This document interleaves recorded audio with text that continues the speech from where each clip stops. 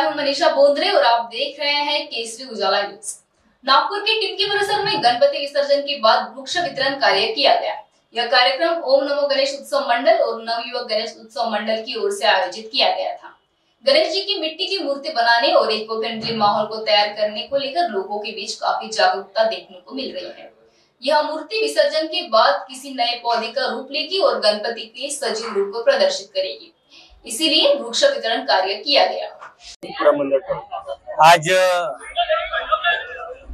हुंडी वितरण आणि वृक्ष वितरण कार्यक्रम आज ह्या ओम नमो गणेश उत्सव मंडळ आणि उदयबाई देवस्थान पंचायत कमिटीच्या वतीने करण्यात आलेला आहे। मी किशोर उमरेडकर नवयुवक गणेश उत्सव मंडळचा सल्लागार म्हणून त्या पदावर मी काम करतो। गेल्या 6 वर्षापासून पर्यावरण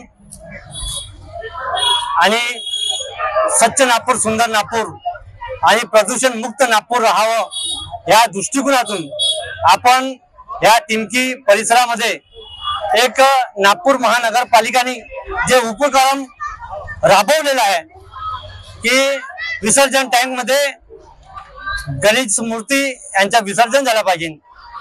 त्या विसर्जनाच्या नंतर ते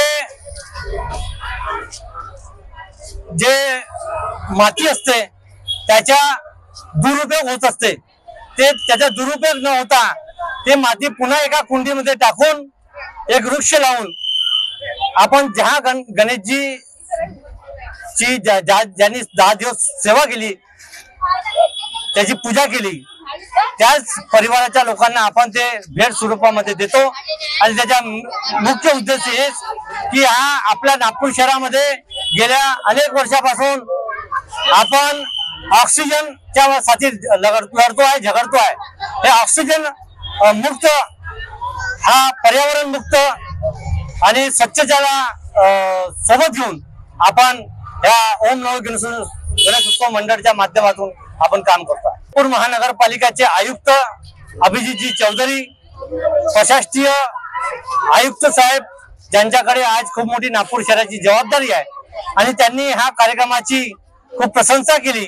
आणि नागपूर शहरामध्ये हा पहिला उपक्रम या टिमकी क्षेत्रामध्ये, मागासवर्गीय एरियामध्ये, हलवा बाहुल क्षेत्रामध्ये, स्लम एरियामध्ये होतो आहे। त्यांनी ह्या कामाची आणि ह्या कार्यक्रमाची खूप प्रशंसा केली आहे। या क्षेत्रामध्ये जे काही समस्या आहे ते नागरिकांची समस्या नाही, ते ही समस्या माझी स्वतःची समस्या आहे अशी त्यांनी आश्वासन दिलं आहे। कोणतंही काम असलं तरी तुम्ही मला या ठिकाणी बोलवा, तुम्ही यायला तयार आहे। त्यांनी हे सुद्धा सांगितलं की कोणतंही काम असलं तुम्ही माझ्यापर्यंत घेऊन या, तुम्हाला 100% समाधान करून देईल अशी त्यांनी आश्वासन आम्हाला दिलं।